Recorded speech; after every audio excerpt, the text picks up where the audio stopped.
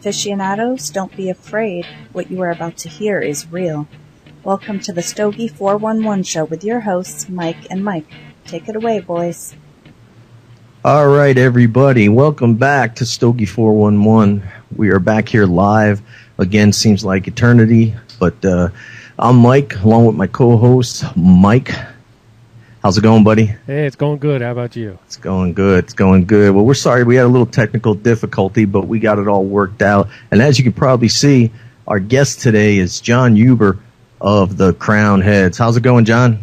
I am doing well. Thank you for asking, guys. A little bit slow in getting here, but I appreciate the patience. No problem at all. Things happen, man. Things happen. We are happy and honored to have you on the show. It's my pleasure to be here. Now, just so I know, where are you guys, each one of you? This is really kind of odd. I'm in New York. What part of New York? Upstate, near the Adirondacks. Anywhere near Kingston? About an hour and a half from Kingston. Okay. About an hour and 45. And Mike, too? Yeah, that's the other thing. I'm Mike and Mike, so. Yeah. And Mike, the other Mike. Mike 1, Mike 2 is fine. Mike 1, Mike 2. All right. Where are you at? I'm in Pennsylvania, down towards the Maryland. What part of Pennsylvania? Down towards close to York. Okay. York Barbell Company. Yeah. Yeah, that's about half hour away from me. And Harley Davidson plant's about 20 minutes away. Nice. Okay, now I feel better, know where we're all at. Very good. No problem. So, all right, well, John, why don't we do this? We'll kick it off. Why don't you tell us a little bit about yourself for people who may not know? I'd be shocked if there's anybody, but somebody may not know. Tell us a little bit about yourself and how you got started in the industry. Sure.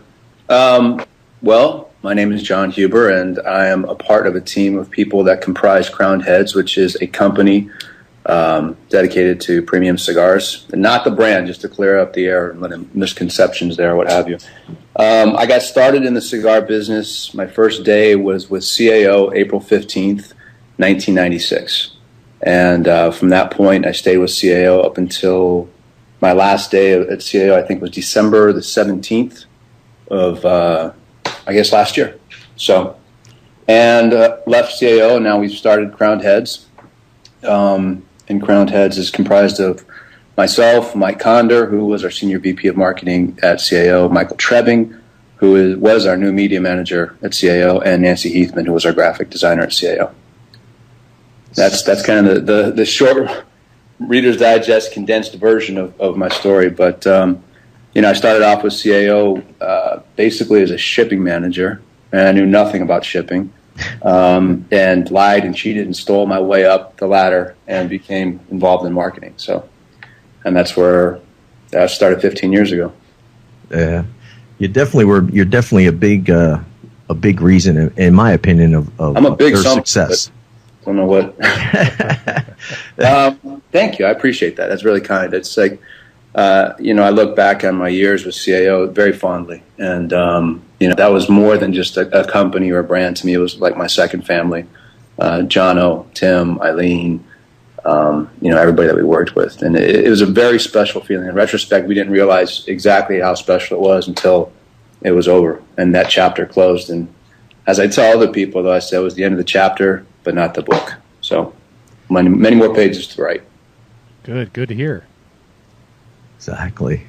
What made you decide to go, from CAO and then just decide to create your own company like this? Was there any process involved, or was just a switch in your head said, this is a great fit? To be honest with you, I knew that CAO was going to be leaving Nashville probably as early as January of 2010. No announcement was made to us behind the scenes, but it just didn't take much to figure out the writing was on the wall. General Cigars was coming in, and you could see that it was going to end up in Richmond long before they told us it would. So at that point, I just kind of had faith that the big picture would reveal itself to me, but what I didn't want to do was a lateral move. I didn't want to take my talents and go work and do the exact same thing somewhere else. I mean, I've been in it too long, and I'm too old to move laterally. I wanted to move vertically. So I was approached and by a few people, and but long story short, the answer was in my heart, is to stay with the people that brought you to the dance, so to speak, And Mike had approached me and said, would you be interested in doing something? And I said, absolutely. So, and to be part owner of a brand as opposed to working for a brand is very attractive. And to me, that fit in with what I wanted to do in the industry. I wanted to take the next step. So that's really wasn't much thought process to it, but that's how it came about. Great. So some people may not know, John, but you recently just got back from your honeymoon, just got married. So how's married life treating you already? Man, no, huh? I'm kidding. I said everybody knows that. No, yes, I did. How's it treating you? How's what treating me? Married life. You know what? It's brilliant, man. It's beautiful. I love my life. I love my wife, formerly my fiance, formerly my girlfriend, what have you. But it's been more than I could have ever imagined and dreamed of. I've been very blessed. I've been on a honeymoon for 381 days, man, since I met my girl. So, nothing's changed. It's just legal and official. There you go. It feels really, really good. It feels right. Yeah, is awesome. She going to be joining you with the company, doing anything for the company, or does she just do her own thing? No, Laura's got no interest in cigars at all. She's very touched by everybody's support and the cigar community, especially like on Twitter and everything. They always kind of involve her and include her with the congratulations messages, what have you. And she's very moved by that, very touched. But she has no interest in being in the business. And the extent of it is she may join me on a few events in the future or a few of my travels, what have you. But no, she does her own thing. Okay, cool. All right. The one thing I noticed, John, and I've watched some of your interviews over the years, and the one thing I'll say is you seem very humble by your success. How do you keep your head so level? Well, because I haven't really succeeded yet. So it's pretty easy to be humble when you really haven't done much of anything. I mean, I tell people to know, in fact, that I just had a conversation with a colleague at Cigar Aficionado magazine yesterday. We called and chatted, and he's like, man, you guys got a lot of buzz going on out there and everything. And I said, yeah. I said, we're like, the Kim Kardashian of the cigar industry. We're famous for doing nothing. I mean, we don't have a product. We don't have a cigar. We don't even have a manufacturer. So, I mean, it's quite easy to be humble. And I also think that no matter, what level of success we ever achieve or have achieved or what have you, I think it's always really important to retain a sense of humility, because if you're not humble, then I believe that the man upstairs is going to make you humble. So you might as well retain it yourself. Right. Awesome. Yeah, that's good. Now, on that idea there about with the cigar and everything, is there any news you can share? I mean, do you have any blends or anything? I have to ask you guys a question real quick, though, because this is new to me. I'm on the other screen with I'm getting a bunch of questions. Am I supposed to be typing and actually talking at the same time? No. No, we can ask you those later. We're having people contribute to the question. No, basically the question is they're popping them up for us to ask you. Oh, so basically, we'll tell you who the person is, and you can answer the question. I know Matt Morona, actually. I've met him before. Yep. Matt's one of our partners here on Stogie411. He handles the chat room for us and does all the background stuff. Well, I know we both were excited to talk to you. I mean, I haven't had the honor to meet you yet, but I've been a fan of. It's no honor. Don't kid yourself. It is, man. You're overly humble. Trust me. Please. I can't wait for your stuff to come out. I know everybody else. Me too. Wait. And everybody's pumped, and it'll be great. All right, sorry about that, everybody watching live, but we are back now. And hopefully we won't have any more glitches. All right. Well, John, we're going to have to go back over that question. I'm sorry again.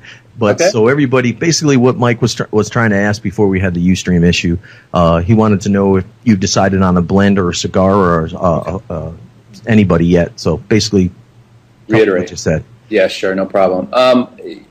Basically, at the end of the end of December of 2010, we really kind of came up with a plan by month, by quarter. And as of now, per that plan, we would have hoped to have secured a manufacturer, started test marketing blends, getting test groups, sending them out, involving the Crowned Heads community and part of the decision-making process. But the reality is that, we have gotten samples from several manufacturers. We are talking to several manufacturers, but we have not made a decision on the manufacturer or even on, of course, that's going to come first and then the blend. So we're a little bit behind schedules where we thought we would be. But, and as I said earlier, this is going to sound like a worn-out record by the end of today. But our whole mentality is to take our time with this, especially the first brand release, because when that goes out, to me, first impressions are everything. So that being said, I'd rather take an extra couple of 2-3 months and make sure that everything's right and buttoned up before, as opposed to rushing something out that is below our standards, because we want to do this for the long run. This isn't a short-term project for us for 2 to 5 years. This is something that we want to be doing for a long time. So to answer your question, we don't have a blend, don't have a manufacturer yet. All right. One person, Cigar Lifter, had a question for you, John. Since you're newly married, he wants to know, does your wife let you smoke in the house? You know, it isn't a question of Laura letting me smoke in the house. It's just something that I've never done. Since I've been in the business, I've never been.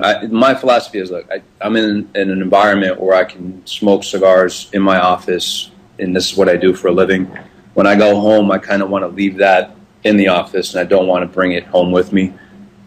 So I choose not to. It's something I did before I even met Laura, that I don't choose to smoke in the house. All right. All right. Now I don't know. I think my video on Ustream is locked up. I'm hoping everybody can still hear me okay.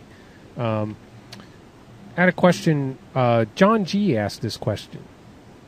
With the cigar, with the process, how many people or / testers are included in the process, like from the beginning the whole way through the cigar? Do you use different people at different points of the cigar, or do you use the same people, like for everybody in the company itself? Do you use just Decide, or do you get outside help for something like that? Yes. Next question. Well, yeah, it's not scientific as you would